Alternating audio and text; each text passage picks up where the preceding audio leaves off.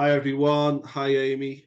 Hope all are well. It's Hello. a it's a nice day in early May, and we've got Amy back on. Who was on last year, and she spoke with Emerson about the comedy circuit, and she spoke really well.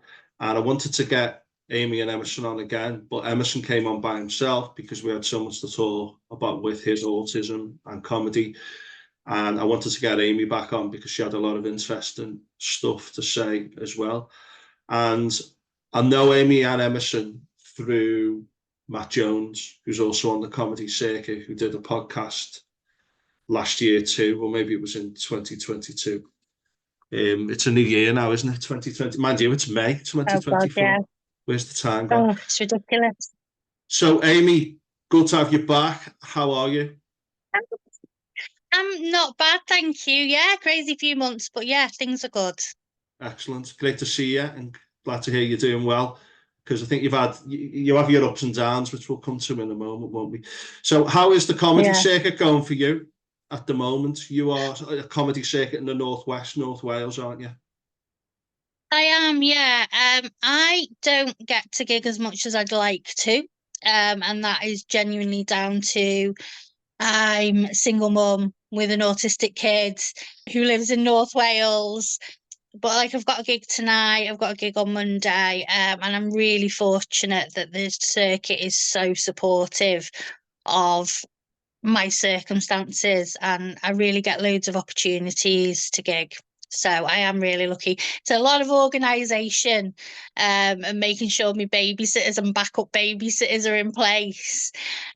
But yeah, it's going okay. I'm still very new to the circuit just because of the amount of times that I get to gig.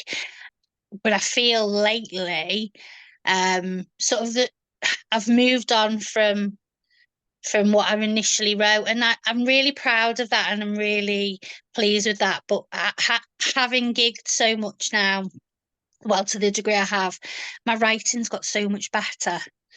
So I'm really, really pleased. I've got some new stuff that I'm delivering tonight, so I'm really excited for that. Good stuff. So, how Um, do you write then? Do you write it down? Does it come to you and you write it down, or because yeah, I'm a bit of a joker, although I'm not on the comedy circuit. I walk around and like just yeah. see things and little jokes come to me. Is that how it works for you? And then do you write it down? What's your process there? Yeah, if I there's so many things I think of, and because I don't write them down, I forget, and it's really annoying. So I've started now. I've got a notepad by the side of my bed. I've got one downstairs, one in my car, because I'm more of a pen to paper writer than sort of. I know a lot of comedians do voice notes and notes on their phone, not very techy. Yeah, but then when I read them back, I'm like, oh my God, I forgot I even wrote that, and it springs a brand new joke into life, which is amazing. A lot of my stuff is I'm quite self-deprecating, to be fair. Somebody said to me the other day, you really are quite horrible to yourself, but I think it's again a bit of my therapy. It's about me Hmm. taking ownership of who I am and how I am and things like that, and turning it into comedy to sort of take power back of things that have gone wrong in my life or whatever. I also use it to raise awareness of autism and my EUPD and things like that. So yeah, it is exciting. I'm definitely a writer rather than a thing. And if I don't write it down, I forget it. And the worst is I think, oh, I came up with it. It was really good. I know it was really good, and I can't remember it. Hmm. So it doesn't help that I'm peri bloody menopausal as well. My memory's gone. So definitely need to write stuff down at my age.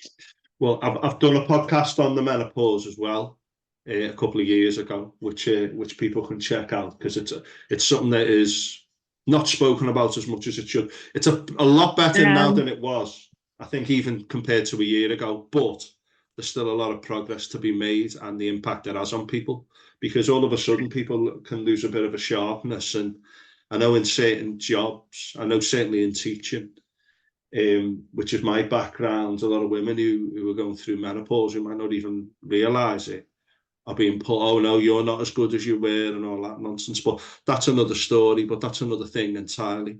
But I um, would recommend people read up on that, male or female or whatever. about the impact of Very the menopause. interesting. Right, so where are you up to in terms of your diagnosis? Because you and Emerson, when you came on, were both upfront with the fact that you are impacted by neurodiversity. I think I'm neurodiverse. What you said then about having things come to you, and if you don't write them down, I was thinking that's me. But I think I said this to a guy recently about the way my brain is wired. And even when I'm happy, I'm not happy. And that seems to be my default. There's something going on there. And the other day I was doing some art and I was totally in a flow state and I loved it. And I think when you get up on that stage, I've spoken to other people about this before who are neurodiverse on the comedy circuit, say when they get on that stage, they're at home. And we can discuss that a little bit later, but you seem like someone who, when you're up there, it just kind of kicks in. Is that where you're at? People ask me if I get nervous, and I'm like, no, because I love it. I love it. Even the bad gigs, even when it goes wrong, because you learn so much. And it's even in the flow, like you were saying with the art, it's like that when I'm in the flow of writing and rereading and editing and stuff. I love it. I just love it. I love getting sort of engrossed in it, and I can be sat with a pen and paper for hours and hours and not realise. Yeah, it's a beautiful feeling, isn't it? When you're in a flow state. And I think for me, that's my most chilled. That's my most stable. Yeah, I guess. And I think people have got to find that. And I know a lot of people say that sometimes like people try to be happy, but when you try to be happy, you're often not happy. But if you find things that give you meaning or purpose, the happiness comes through them. So the other day I got up, I was feeling a bit anxious, and I did this half 30-minute yoga thing on YouTube. And I felt great afterwards. And just for that 30 minutes, I didn't know how long into it I was. I couldn't see, it kind of finished. And I was like, oh, I don't know where that 30 minutes went. And it's those kind of states, if you can get into them, it just makes life beautiful, doesn't it? But I can see you on the stage really being at home. So your diagnosis then, just remind people who are listening, and we might have people who didn't hear the previous discussion. What's your current diagnosis and where are you at with that? So my diagnosis on paper is emotionally unstable personality disorder with PTSD and reoccurring depression. Yeah. But so I call it EUPD. So it's the same as borderline personality disorder. It depends which practitioner you're talking to. Depends on what they like to use. It's not actually officially a neurodivergence. It's still classed under the mental health, but I definitely know I've got a neurodivergence because a trauma that happened to me as a kid rewired my brain, and it doesn't think the same as neurotypicals. So I identify essentially as neurodivergence. There's lots of debate in the medical world that I can't even start to sort of comment on. But I definitely think it's a neurodivergence. Yeah, and I think the current literature is, and again, I don't necessarily agree with a lot of the textbooks on this, is that neurodiversity is a brain, the way your brain is the moment you're born. But I think sometimes it's hard to extract what is caused by genetic factors and the way your brain's wired and early childhood experiences, adverse childhood experiences, and then the impact of life, basically, and some of the traumas that life throws at you. And it's almost like a multi-layering, and you do get these comorbidities where you've got a few things going on at the same time. But again, I think that the discussion now compared to even 5 years ago is so much better, where people have actually got these kind of things. And we've discussed this before. Sometimes a label can be restrictive, but can also be empowering to go, oh, yeah, I'm not mad. I'm just a bit like this. And that can help you to then move beyond that and manage it as best as you can. And obviously, when you're dealing with borderline personality issues, again, for listeners, people have neuroses, which is like things like depression and anxiety. But when you have something that's like a personality disorder, it can almost be like a psychosis or on the pathway to that. And it can Yeah, really, definitely. really be difficult for people to navigate. Very, very hard indeed. And it can require specialist help and medication. So is it true that you're currently having a decent patch, as it were? Would you say that you're feeling a Yeah, bit better at the minute? definitely. I think essentially, because I only got diagnosed to 2000 and yeah, last year, early last year, I got diagnosed. It all kind of makes sense now. So I'm learning more and more as I go along, making me able to cope. But I look back at my past, and there were moments I was absolutely in a psychosis of in the fact of my reality didn't match up to anybody else, Mm. and nobody could understand why I was behaving the way I was, why I was angry at certain things. I've had patches where I've not spoken to my mum for sort of 6 to 8 months, and me and my mum are so, so close Mm. because in my head, she was detrimental to my well-being, and I had to put this boundary in place to keep her away. When the fact is, my mum is amazing and supportive. She's not perfect, but she's never done anything to do. It was this whole blame game. And part of obviously BPD is all these turbulent relationships and things, because I will latch on to somebody else. I can latch onto a relationship or a best friend, and it becomes my entire world. And they're the only person that I will give time Mm. to, and my attention and my energy. And it's not reality. It's Mm. absolutely not reality. So where I'm at now is every day, essentially, I'm learning something new. And that's allowing me to step back and assess things. So when I get a feeling or an emotion, I can assess it more rationally.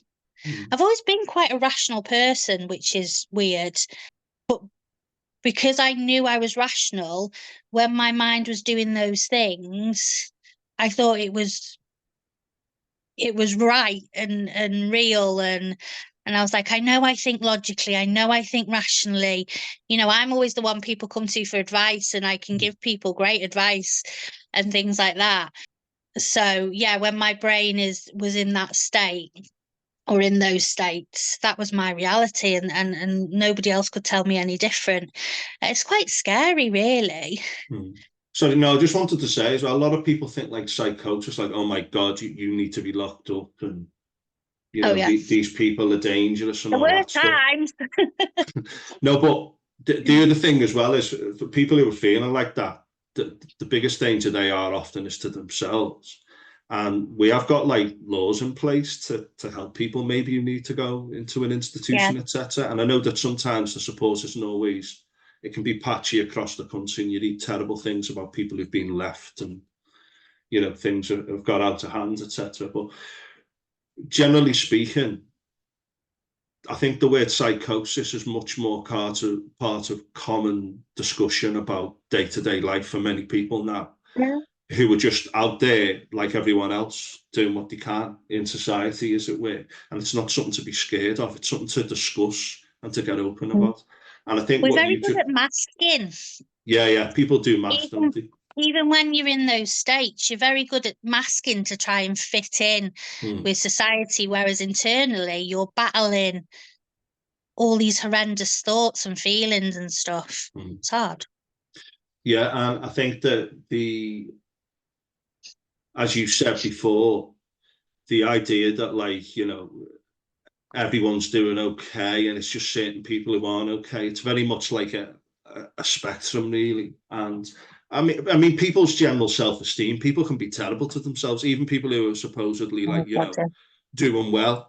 The way that they will spend a lot of their day speaking to themselves and being frustrated with things. But I think what you said is, to try and be rational and to think about your thoughts and your feelings, and to use mindfulness to say, right, what's going on here? Okay. And there's a number of ways people can do that. You can speak to a counsellor, do journaling, but ultimately you do get better at managing your own stuff in your head, which is like true wisdom, when you can go, wait there, what's going on? by yourself without having to write it down or speak to someone. And I think that they are important skills that people certainly need to learn, don't they? I think the biggest thing I've learned is my anger. So I'll use an example. So my son's birthday about 4 years ago, it was probably just before COVID, we went to Arcanes in Liverpool, which is it's got loads of arcade games over 3 floors. So we all went there. My husband, me, and the kids had a great day, lovely, lovely day. We got in the car, and I can't even remember what it was my husband said, but he made a comment, and I just got enraged in my head. And I didn't say anything. So I was sat in the car driving we were going back to my parents in Chester. I had a face on me like thunder. You could feel the tension in the car. And my husband's actually so much better at this now. I love him. We're separated, by the way, but I still call him my husband because we're still so close and we are still married. He's so good. He really is trying to understand. He's trying to learn and understand as well.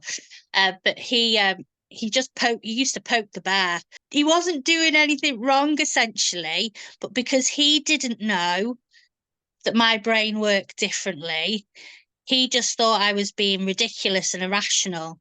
Anyway, we got to my mum's, and at this point I'd screamed, I'd got so angry. Everybody got out of the car, and I put my finger up in front of my children, put my finger up at my husband, and drove off and left them at my mum's. And I parked up round the corner and just sobbed crying. And then my mum called me, and I was feeling like suicidal. It was all really extreme. And I didn't have my diagnosis at that time. So I didn't understand. This was my normal. And the thing that I got angry at him for was ridiculous. I don't even know. Like I said, I don't remember what it was, but I know it'll have been really insignificant. So now, when he gets on my nerves, I will still get angry, but I can see it. I can see that my rage is actually not proportionate to what he's done. So I still might shout at him, but then he's better at because he used to always say calm down. And in the history of being someone enraged, being told to calm down has never calmed down. So he doesn't say that anymore. But he's much more tolerant, and he'll listen to my feelings even when I'm shouting at him. And then I come down so much quicker, like literally minutes now. And then I'll apologise for I'm not apologising for, because I'll still be angry at what he said or whatever. I'll apologise for my reaction. And it's just made our relationship so much better. Obviously for my children, that's massive.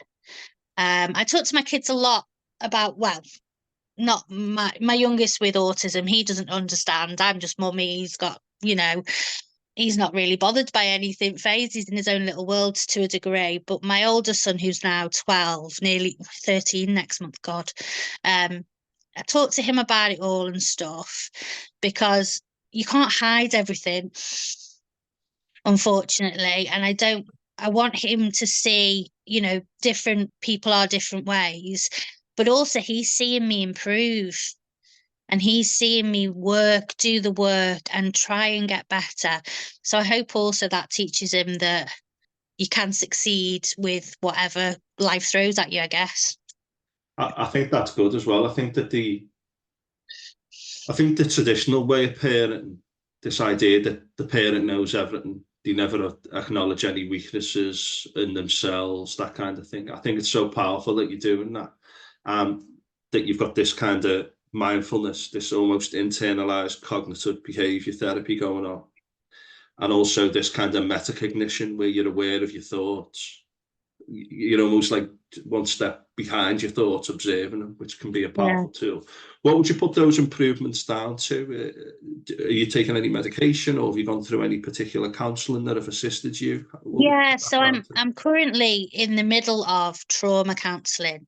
Yeah. So until my diagnosis, I didn't. So I'm happy to talk about this. So I was exposed to, I can't remember if I said this on the last one, possibly not. I was exposed to sexually inappropriate games as a child Yeah. by another child. Yeah. So there was no adults involved or nothing like that. And this went on from when I was about 5 till I was about 9. It's something I never spoke to anybody about, never told anybody about, never told any other friends, never told my parents. So I knew it was wrong, but I enjoyed playing the games. It's messed up. But until I had my assessment that resulted in my diagnosis, I never told anyone ever. Yeah. And how this assessor got this information out of me, I'm not quite sure. But just by saying that out loud, that in itself was a big weight. So I've worked on that trauma as a child and that sort of blame mentality and stuff. Now I've done mindfulness courses before, I've done CBT before, so I know a lot of the tools, and I've just been actively practicing them. Yeah. Because before, as part of my condition, when things were tough, the world was crap, and it didn't matter. I wasn't worth anything. I wasn't going to try anything. Whereas now in those moments, that's when I actively do those things. I am a bit of a witch as well, because I'd rather have a stick between my legs than up my arse. But I do lots of sort of meditating with crystals and sort of little spells and things that I do. And it's not about anybody else, it's about me and my health. And that's in itself a mindful thing with a lot of affirmation type thing, but it's a bit more ritualistic.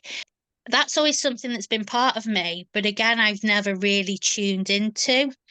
And tuning into that's really helped me as well. And like you're saying, it's finding that happy that doesn't need to be alcohol fueled, adrenaline fueled, because that's what I thought happiness was before, was going out partying and being invited to everything, and like the life and soul of the party type thing, success in career, all these achievements and things. That none of that was happiness for me. Where do you currently stand with therapy? Is that ongoing? Or Yeah, so I've actually got it this afternoon. oh, that's good. So that's ongoing. Yeah, That's what works for you. yeah. Do you have any medication, and do you refrain from some of the things that you used to do, the kind of alcohol, adrenaline charge stuff, or what's the situation with that at the minute? Alcohol's still a concern for me, Yeah. definitely. And in fact, I had so Jack Miller, who's a really good friend of both Matt and I had a conversation with him the other day, and I was saying I use it to self-medicate. So when I go out with friends, I'll drink, and I can drink a lot. I'm a big girl, and I can hold my alcohol to a degree, and I'll be safe, and I'll be happy, and I'll be okay in those circumstances. The problem is when I'm alone at home, and I'll drink because I'm bored. I'll drink because I'm heightened and I want to keep that buzz, or I'll drink because I'm depressed. Actually, when I'm depressed, I don't get out of bed and I'm really, really sad. It's kind of when I'm in a low mood to pick me up, I'll have a drink. So there's loads, I can find any excuse to have a drink. And that's when I'll sit and I'll drink excessive amounts of wine at home, more than anyone should, not just a glass, I'm talking a bottle, maybe 2. That's when my brain goes crazy, and I'll overtext people. I'll be constant scrolling on social media and stuff. So part of the therapy I'm doing currently is sort of focusing on that alcohol and why I use it and why I self-medicate in the way I do. And it has reduced. It is getting better. Earlier in the year, actually, I was sober for about 6 weeks, and I felt so great. I'm not there at the minute. And I don't know if I particularly want to be sober. If that's what I need to be, that's what I need to be. I haven't made that decision yet. I just like, at the minute, my focus is to have a much healthier relationship. So I gigged the other week by me, right? So walking distance from my house. So normally, if I'm doing that, I'd have a drink. I'd drink during the gig, but I didn't. I had a couple of non-alcoholic beers instead. And I enjoyed it just as much. I kind of got that. I got that sort of placebo effect buzz. Also, I'll talk a little bit more as well, but we did a sober comedy night where we had a sober bar, and it was a brilliant night. We're going to do another one next month as well. Just to show as well that you don't have to go out and drink to have a great night. You can still, and the atmosphere and the crowd were brilliant, and everyone was sober. That's good, isn't it? I spoke to Alex Clapp recently, who set up a company called Sober, SOBA, and he does like sober nights, and he does them in Cheshire, Manchester, Liverpool, and might be worth you speaking to him. But we do like activities, so I'll give you his details. But check out that podcast as well, because he's a recovering alcoholic. There was something you mentioned in the last podcast that I wanted to talk about, and that was postnatal depression. Now, I'm someone who suffered from depression. You've got issues with depression. Some people who are listening may well have done, and some people haven't. And it's a strange feeling, depression. It's not like anything you've ever really felt before. It's very all-encompassing, and everything just seems to be really valueless and just crap. But with postnatal depression, was that different to conventional depression? What was it like for you, and how did you manage that? It's just something I'm interested in. It's something obviously that I'll never experience, but that some people out there may experience in the future. It was the worst thing that I've had to experience, because I love my kids, I really do. So when I had myself, so obviously I had EUPD at the time, was never diagnosed, didn't know. But this postnatal depression was a separate thing, very different. So after Reese was born, I remember his dad came home. We were living in Chester at the time. His dad came home with some, because although he's 13, but we still printed photos back in the day, you know. And he came home with some printed photographs of Reese, and Reese must have been about sort of 10, 11 days old. And I just stood in the kitchen and I was sobbing, crying. And he said to me, Duncan was like, "Are you all right?" I was like, I don't know why I'm crying. But that was the baby blues. And that's very, very common in women. It really, really is. And that's a natural, normal hormonal thing where you just feel overwhelmed and you're tired and you feel low and down, and you're meant to be having this baby and it's all glorious and all lovely. The problem is when those feelings don't go away. And that's what happened to me. And the most horrific part of it is the only way I knew I loved my child. So I looked at him and I had no feelings. Like, he was safe, he was cared for. I didn't want to harm him or anything like that. I wanted to keep him safe and I wanted to look after him. But the only way I knew I loved him was to think of losing him. So to think of him dying of cot death or things like these are horrific, horrible, horrendous thoughts that went through my head. But that was the only way I could reassure myself, because the pain I felt of thinking of losing him hurt me. So it was literally in those times I was a zombie. I was literally a zombie. And he was a good baby. He slept well. Yeah, he was really good. I think the hardest thing for me was when I was pregnant with Reese, I came up because I got diagnosed with depression at 21, but obviously it was more than that. So I'd been taking depression medication since I was 21. And when I got pregnant with Reese, I came off the medication. So during my whole pregnancy, I had no medication and I was really good. I was really fit and healthy. I lost a ton of weight. I was the smallest I'd ever been when I was 9 months pregnant with him. And then suddenly to go from that to this horrific depression, it didn't help that I went back to work early. So I used to manage a bar in Chester at the time. And so I went back to work for Christmas because obviously it's the busiest Mm. period. And he was only 5 months old. So I'm working ridiculous hours, which didn't help. But again, it was just I was in this just total zoned out, hated the world. Suicidal thoughts were constant of he'd be better off without me. I think once a month I'd pack all my stuff and ring my mum and tell her that I was, leaving. Oh, the best was not the best. That's the wrong word. We were on the plane. So I'd gone on holiday. Reese must have been about 18 months, gone on holiday with my parents to Tenerife. It's somewhere we've gone for years and years, same place. And we had a lovely holiday. And on the plane on the way back, Reese was very, very disgruntled and really unsettled. And my mum was getting a bit edgy and a bit. And when we landed, I literally handed my mum the baby and I walked off the plane. None of them, I didn't answer my phone. Nobody knew where I was, where I'd gone. I just I just shut off from everything.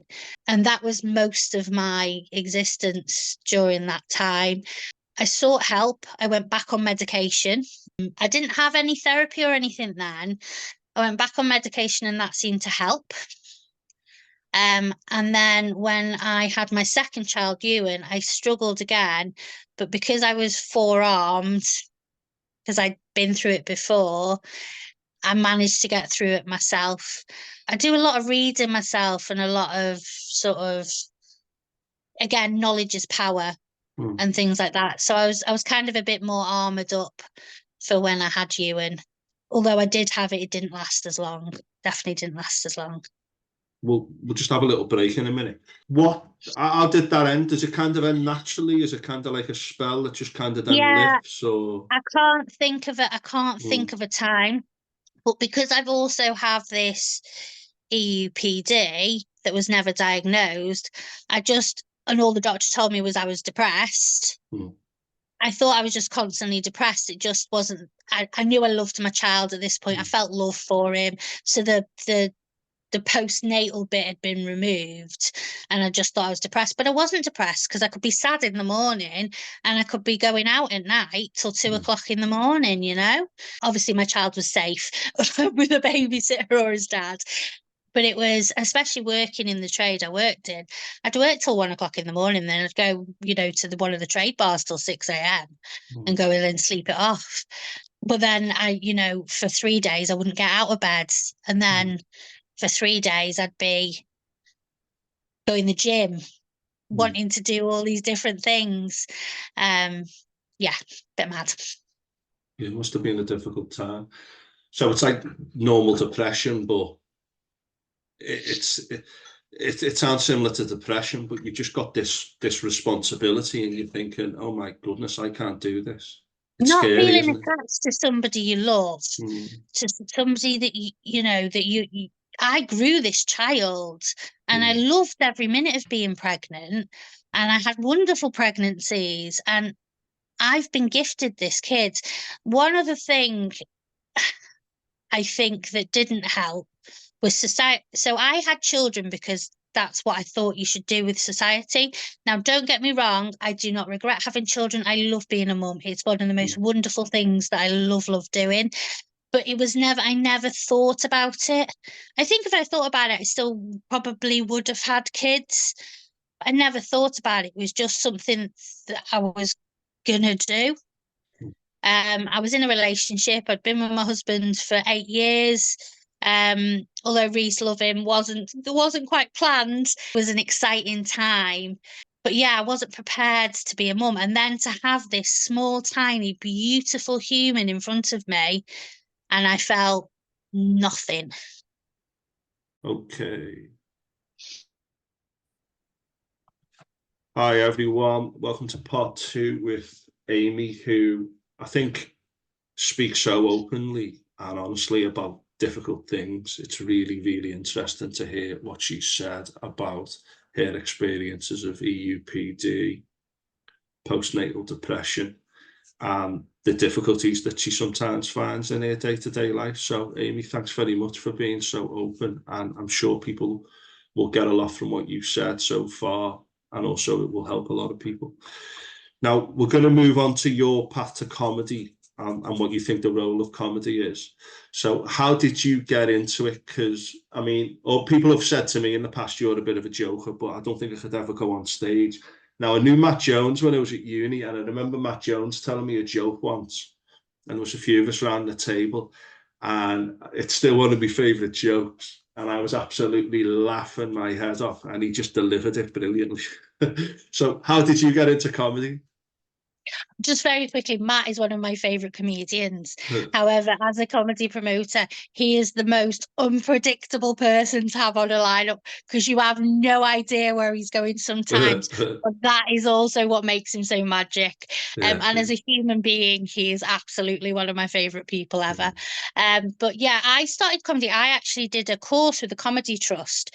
So I was working on the Wirral at the time, and something popped up in my inbox. I was working as a learning disabilities wellbeing practitioner, so social prescriber essentially, but specifically for people with learning disabilities. It popped up and it was a Funny Mums course, and it's always been on my bucket list. So I grew up as a stagecoach kid. I was in Joseph and His Amazing Technicolor Dreamcoat, Evita, all sorts of different stuff. I was always on stage.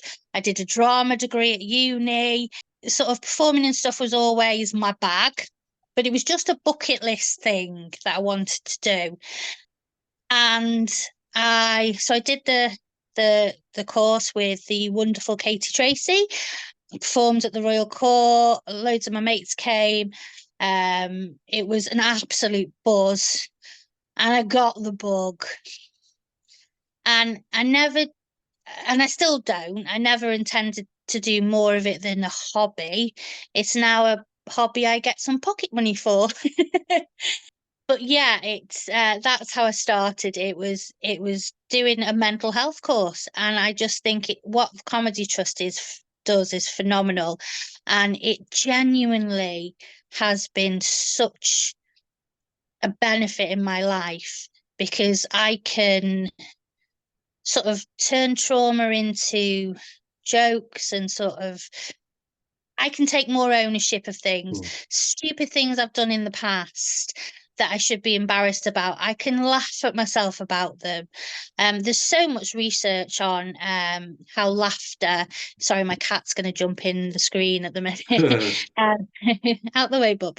There's so much research about how, laughter reduces blood pressure, or better for the heart, better for mental health, all these different things.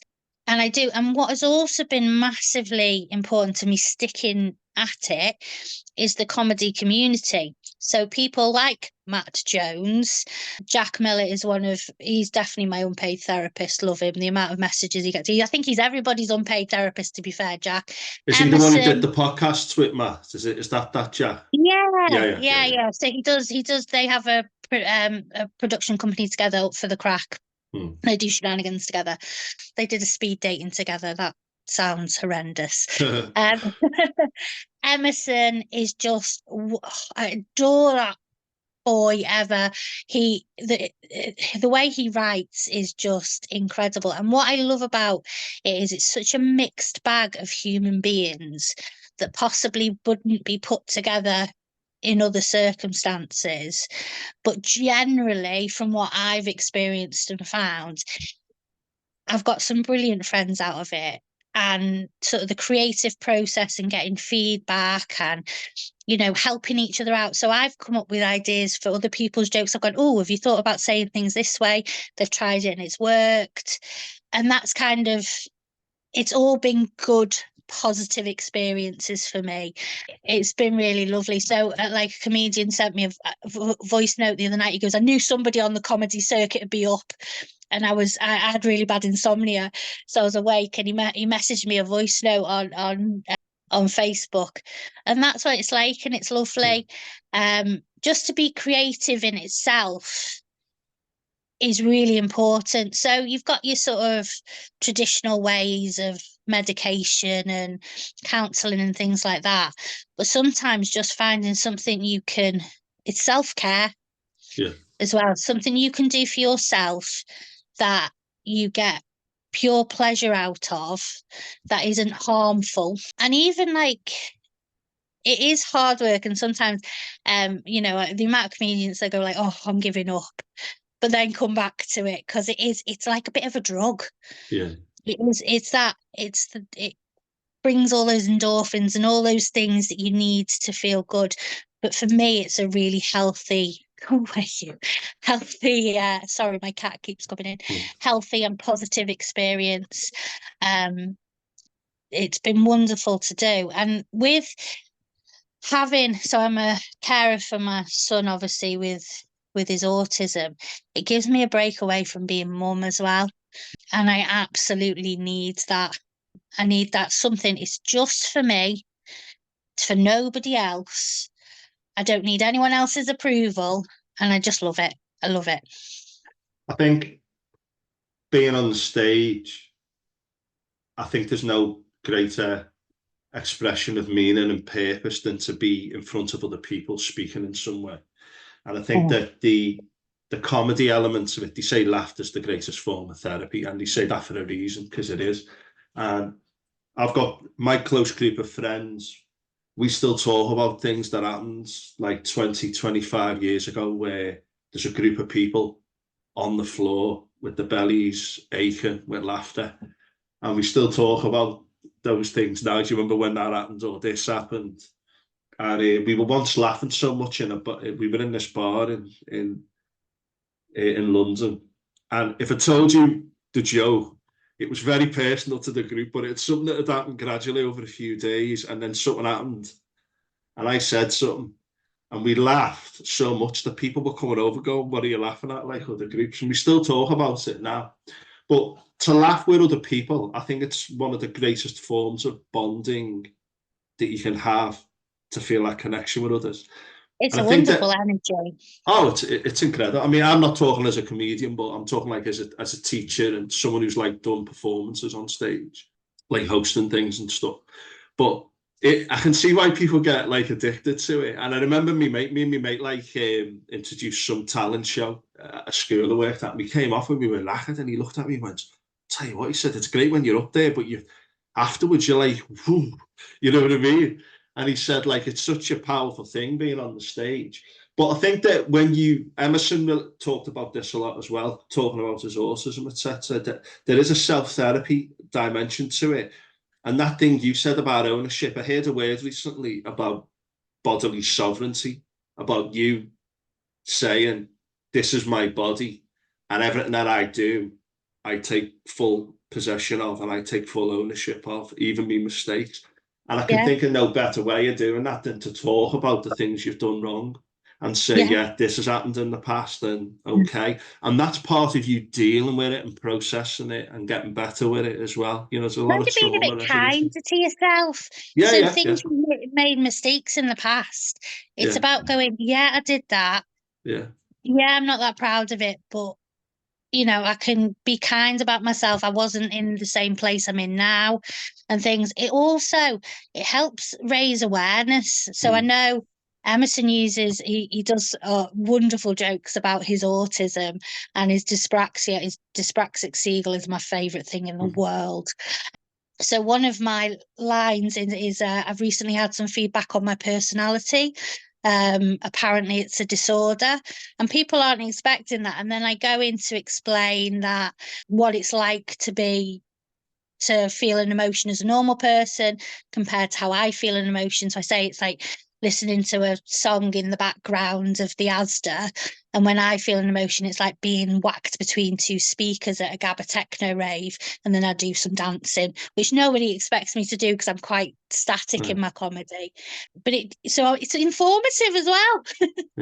Because a lot of people don't understand. There's so many people walking around with my condition and my mental health and stuff that won't want to talk about it, and that's fine. They don't have to talk about it.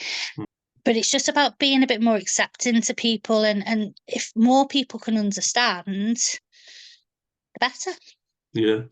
I mean, we've kind of got into it now, but your path to comedy and the role of comedy, we've gone into the role of comedy there. I just wondered if you had any more thoughts. Emerson went into this in quite some detail. It was really good. And we were talking about the comedian, and I forgot his name again, and I forgot it when I spoke to Emerson, but they made a film about him.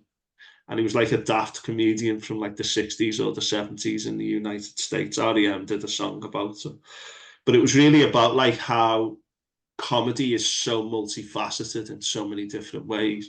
Because I watched a comedy show a while back. I don't know if you ever saw that Pennis from Heaven, Dennis Pennis, when he emerged onto the scene. He was like an early form of Ali G. And I bought the DVD recently because it was so funny at the time. Like, and he got away with a lot of stuff, like going up to celebrities and saying stuff to the faces. And now that's like old kind of fish, do you know what I mean? But there was one called the Revolution Will Be Televised, and it was like political comedy. And comedy can be so many things to so many people. Like, I love watching Have I Got News for You, where you can get really serious issues and just laugh at them. And people can come on and laugh at themselves to a degree as well. And I think that's so powerful.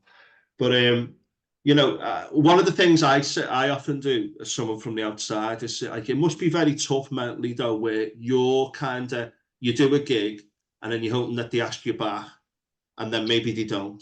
And then you're hoping that someone says, I've got a show on, will you come and then maybe they don't. And how tough is that to navigate in like the early stages? Yeah, I think for me in Emerson, that's quite different because I always went into this as a hobby. Emerson is really progressing and really doing so well, and trying to make it more of a career for him. If those opportunities arose for me, wow, that would be phenomenal. But the position I'm in now, I can't commit to that. I can't commit to the travel. I can't commit to gigging 4 or 5 times a week, which is what you need to do in the industry to get your name out there. All the social media stuff you need to do, all that sort of stuff. It's hard work and physically and mentally draining. So often comedians will have a full-time job as well, and then they're going in like driving 3 hours to stand on a stage for 10 minutes, to drive for 30 quid to drive 3 hours back, to then go to bed to get up for work the next day. It is a really, really tiring career. Now, I know I can't commit to that, unfortunately, but that is why I've created the non-profit that I've done, because that keeps me well involved in comedy, and also it allows comedians to come to me rather than me to have to see lots of other comedians, and they can see me perform as well. And I'm fortunate in the fact that I've got a lot of gigs off the back of that. So people have seen me MC a night and they like what I've done, and they'll say, oh, I've got a gig here, do you want to jump on that? So I've kind of navigated it a little bit of another way, but I always had that expectation in place to begin with, because I didn't want this, especially with EUPD, to just become another obsession. Keep going in a minute, but that segues nicely into the no. Segue is the big word in podcasting these days. Every podcast mentions the word segue. Oh, that segues nicely into. Well slid in there. Yeah, but basically, I want you to talk about your charity and your non-profit. But if there was anything else on the role of comedy or going on the circuit. I think for me it's very different. But I absolutely see the grueling and the slog, and you have to be well, no, actually, nobody in comedy is mentally strong because we're all batshit. But we've all got a little bit of something to us. But you have to be very resilient and you have to look after yourself Yeah, if you're going to do it. The longevity of it is the point. Talk about Well Funny. yeah, definitely. Yeah. So I've got a not-for-profit company, a CIC, called Well Funny. I do that with Jack Miller. I mentioned him far too many times in this podcast. He supports me with that, and also Eddie Fortune, another comedian. I live in Flintshire in North Wales, so we base our gigs here because the Comedy Trust and all different things are over in Liverpool. Liverpool is saturated with lots of opportunities and things. Where I live, we've got Theatre Clwyd, so we do have a great comedy night on in Theatre Clwyd that attracts really big pro acts, but there's nothing sort of lower level or sort of new material nights. So we have really good pro acts on our lineup. We had Harriet Dyer last month, and she's just phenomenal. And other massive names. We're really lucky as people who come to our tiny little gig in Mould. The idea is we pay all our acts. It's not a massive amount, but everybody gets paid. Any money we make over and above that goes back into health and wellbeing projects in the community. So we've done, in partnership with the Art and Soul Tribe, which is another CIC, who looks at mental health and things through creativity. So we did a 6-week course with them, where we did in a church in Shotton, where we didn't expect to get the sort of the age group. It was older, much older, sort of 60 plus people, age wise, 60 plus. And we had the most wonderful 6 weeks, sort of developing jokes and telling stories and just sort of getting confident with standing on a mic and talking. And it was great because one guy just came because he came to everything because he was quite lonely. He'd been a carer for his wife. Oh my word, the stories he told and the things that he came out with was just wonderful. And we are doing another course in September, so it's a free course to the public. We're going to do a course in September for carers, so anyone who is an unpaid carer of the same ilk. So there's no obligation to get up at the end of the 6 weeks, but we do a little showcase at the end, and it's just about coming together, telling stories, trying to write jokes, just putting yourself out your comfort zone, even if it's just for one time. So we do that. We've started a sober night. So again, we want to show that there's healthier ways, to still have fun and enjoy your time that doesn't have to involve getting wasted, because quite often, not always, but a lot of people in comedy clubs get chucked out because they're far too drunk. There's a lot of alcohol normally around a comedy gig, so it's just showing that you can still have as good of a night, get the same buzz, get the same thrill, but maybe, so it's for the sober curious. You don't have to be sober to come. You don't have to, we're not preaching at anybody. We're not telling anybody to give up alcohol in any way, shape or form. We're saying have a night off, see how your bank balance likes it, and you still have a good night. And it's also trying to get people, so quite often people in a group that might have a sober friend, that sober friend ends up going to the pub with them or to other places with them. So we had in the last one quite a few groups of people that came with their sober friend to sort of experience that night. So that was wonderful as well. So yeah, it's called Well Funny, and we're just starting off. We've got loads of ideas and things hopefully for the future. But again, because I'm the main person who runs it, although Eddie and Jack support me massively, I'm not going to run before I can walk. So I'm making sure we grow it slowly to make sure it's sustainable. That's good. And have you got a website? No, we're just on Facebook at the minute. Right, so it's on Facebook and it's Well Funny. I'll put a link in the notes, and it's Well Funny Well, funny CIC. Well, funny CIC, all spelt Yeah. how it sounds, yeah? Yeah. Yeah, So not like yeah, FUNNEE, because that's funny, no, isn't no. it? Well, and it's a little white. It's a white background. It's a little square with well funny hanging out. The amount of people that have supported it as well, like really big names have come and done a Friday night gig for a lot less money than they normally would. I've had acts that have said, keep the fee, put it towards stuff. And that's been That's nice, gorgeous isn't it? to see as well. So it gives me some stage time. And I get to see and be around amazing, hilarious, funny people and learn from them. It's good. Quality. Yeah, we'll share those in the notes. Just lastly, I wanted to just talk about a few general things to do with day-to-day life.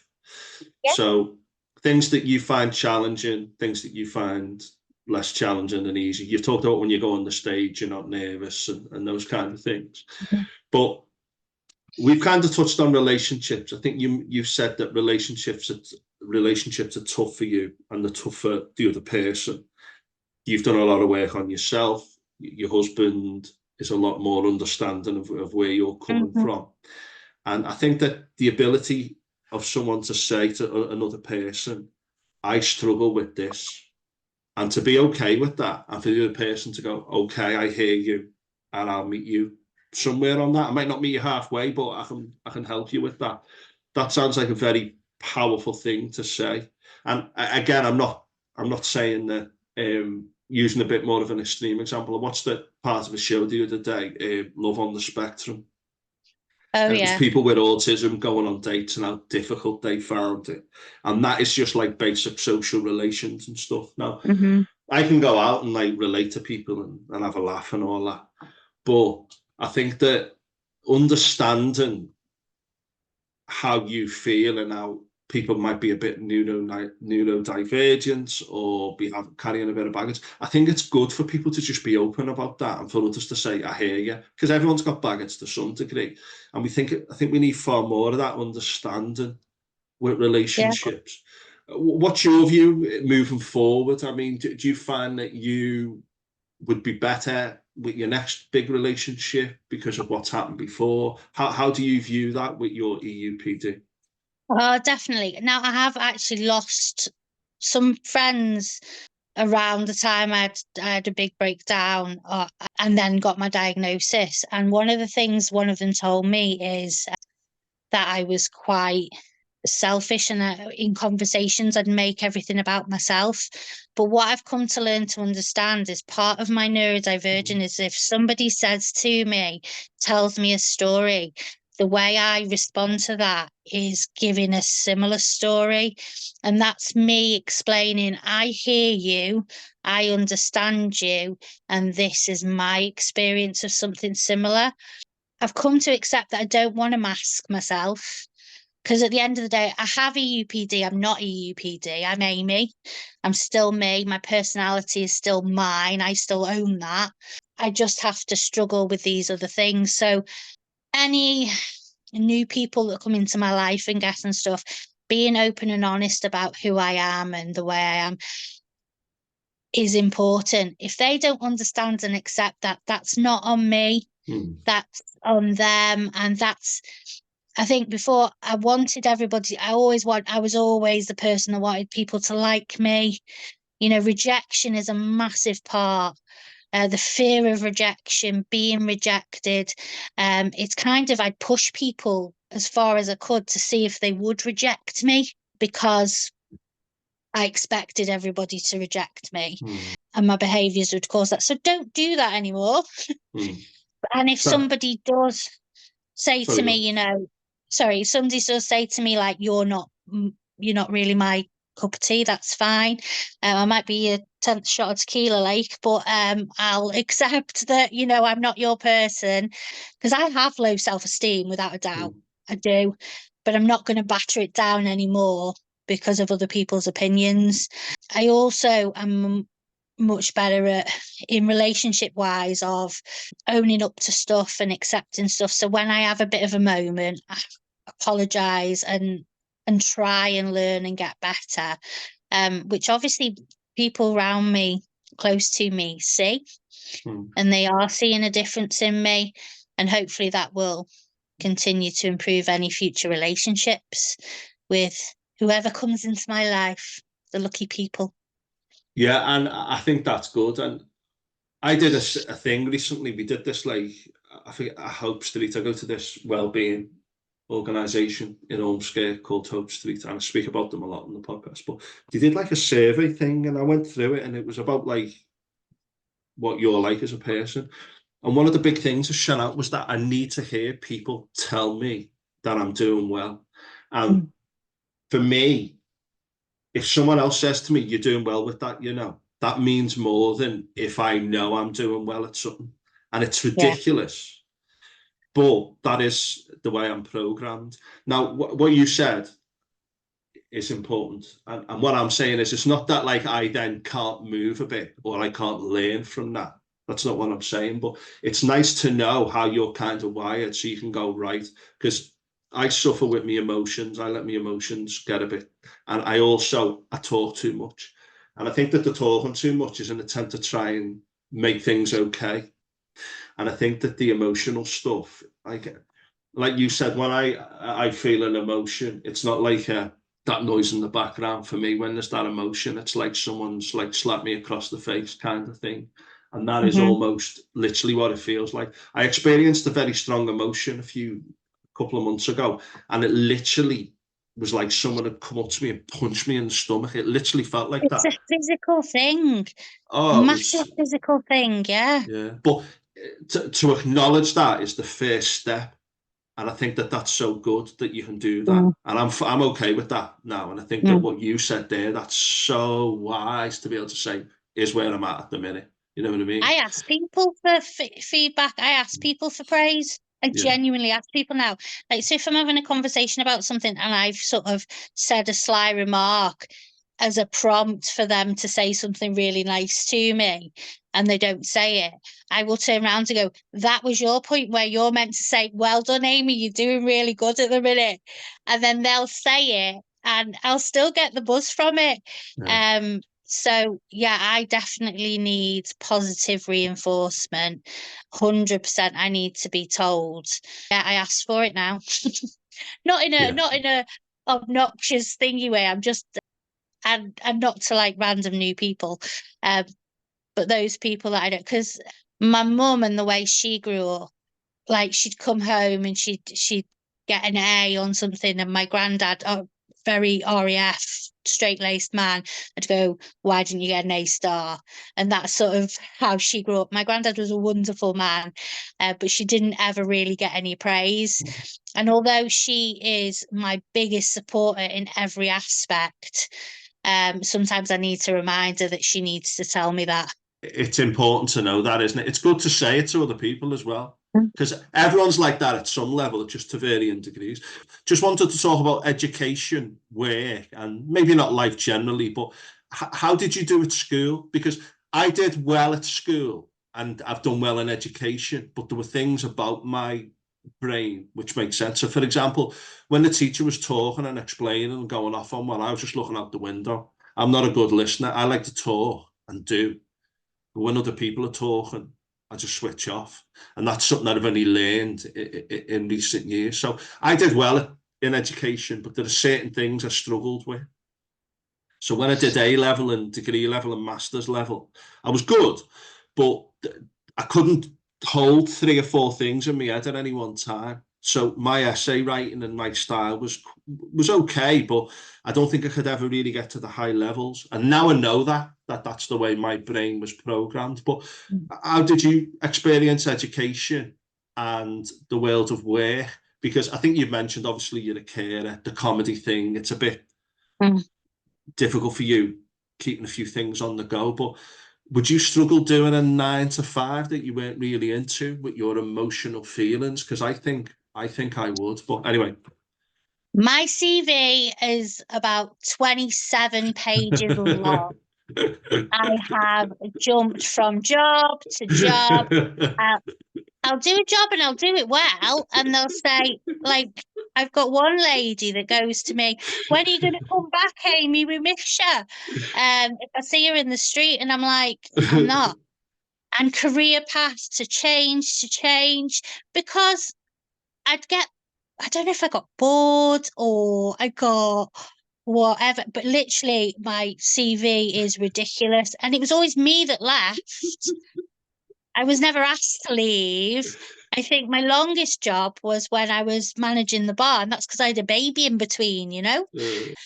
Yeah, it's a bit random. I did work, so when both my kids were sort of I think Ewan was 4 when I left that, I managed a complex autism service, and I did really well. Like I was really good at it, but that's because I'd get up. It was my whole world. So I'd get up at stupid o'clock in the morning, sometimes before my kids were awake, go to work, and I'd come home and my kids were asleep. So there was no balance, and that's always what tipped me over, is I'd never get the balance right. So I'm better at that now. I watched the program recently, Race Across the World, didn't you? You've seen it a few series ago. There was a lad I've not with watched ADHD. it, but I've seen it, yeah. Well, there was a lad with ADHD who went away with his mum, and they were doing a job on a farm, and he loved it. This fella, he really connected with it because he loved the work. And then he got a job as a glass collector, and he was in this barn. It was quite quiet, so he had like a lot of time where he was like standing round, and he said, "Oh, I hated it." And I thought to myself, I've only thought this since I watched the series with the ADHD thing, that I'm still awaiting confirmation of that. But when I'm doing something that I don't like or I don't value, like painting a house, decorating a house, I will do it. But for me, decorating, it's like someone's giving me a Chinese bear. Me Do you know too, what I mean? can And you it's see? always the. And if I'm doing something that I don't like or don't value, I can't just say, get on with it. For me, it's painful. It's physically painful. And I wish I could tell people that and express that. Do you know what I mean? What Yeah. it's like. And what you were saying then about like all these different jobs, it was so funny because it just completely, although I've been a teacher for 25 years, I know what you mean, because one of the things about teaching is you're never bored as a teacher because you're No. always so busy. And I think that's why I've been able to do it for so Oh, my long. mum will be pleased you said that. She's a professor in education at Wrexham University. There you go. Last thing, education. And how did you find education? Did you fit into it well, or? Yeah, I was really good at school. Like I got moved up a year in maths. I could concentrate really well. And then when I had more freedom, like in sixth form and that, I never actually used to go to class and stuff. And I just used to wing it, but I didn't do very well there. Yeah, yeah. But It's interesting though, because there's a lot of people who can be quite high functioning despite being neurodiverse. I know there's a lot of kids, say, with autism who will like get A stars because they're just really good at remembering stuff and you know, those kinds of things. But there's a perception that ADHD is a lad bouncing around who can't concentrate, but it's far more subtle than that. And yeah, it like is. people can be like obsessive about something and say, I want to do well in this test, and you know, get carried away with all that. But it's not a simple case of, oh yeah, that means that you're going to struggle with this or that. There were things about education that, by education I'm talking about like the traditional schooling system, Yeah, that I which is did broke. very well at, but there were things that I really struggled with. I don't think it's a one size fits all thing. But, I think the whole seeing it now with my son, he struggles with anxiety and stuff, and his school are really good and proactive. But yeah, it's not. I don't know what the solution is particularly, but I know what the way it is isn't working. I wouldn't want to be a teacher nowadays either, because kids also know their blooming rights, don't they? yeah. Kids are a lot more strong-willed than back in the day. But yeah, in school I sort of coasted along of I did really well, got really good grades, and just found it pretty easy, to be honest. And then I just lost interest in it. When I went to A level and degree level, because I was into it, I liked that. Yeah. But being in a lesson I didn't like, I found maths, although I was good at maths, I don't think I ever enjoyed a maths lesson. Amy, thank you so much for just your honesty, your openness, and also the way you express things so elaborately and so just it's like an open door policy. You just say it how it is, and you're not afraid to talk about difficult things. I think a lot of people who listen to this will get a lot from it, and even those who haven't got direct experience of some of the things you've talked about will get a lot from it as well. And I particularly wanted to find out about postnatal depression and how that affects people, because it's something that I'll not experience, like the menopause. Although they're talking about the male menopause now, you can't. Women can't have it into themselves, No, can they? we can't. Leave us with that one at least. But yeah, we've spoken about comedy. We've spoken about your EUPD, mental health, neurodiversity, postnatal depression, more on comedy. Well Funny, CIC, your non-profit. I'll put the details in the notes, and great. just some of the challenges that we face sometimes. And thank you so much for speaking to everyone. It's been a pleasure as always. Cool. Now, the video will run out in a minute because I'm a cheapskate, but I'll send you a message on WhatsApp in a minute. But everyone out there, have a great day. Amy, thanks so much. I'll have to come to one of your gigs sometime as well. You have to, yeah, do. Nice See you one. soon. All right, take it easy. Bye. See you later. Bye. Bye.